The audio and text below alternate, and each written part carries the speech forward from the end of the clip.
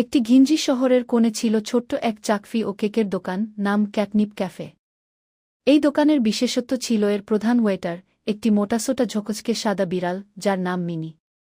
Mini গলায় একটা লাল রঙের বোটাই পরে খুব গাম্ভীর্যের সঙ্গে টেবিলের পাশে গিয়ে দাঁড়িয়ে থাকত।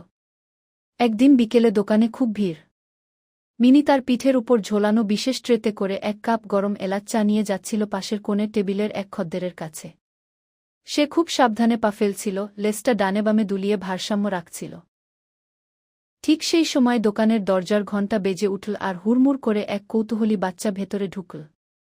বাচ্চার হাতে থাকা বলটা গড়িয়ে মিনির পায়ের কাছে চলে এল। আচমকা বলের স্পর্শে মিনি ঘাবড়ে গিয়ে একটা ছোট্ট লাফ দিল। আর যায় কোথায়?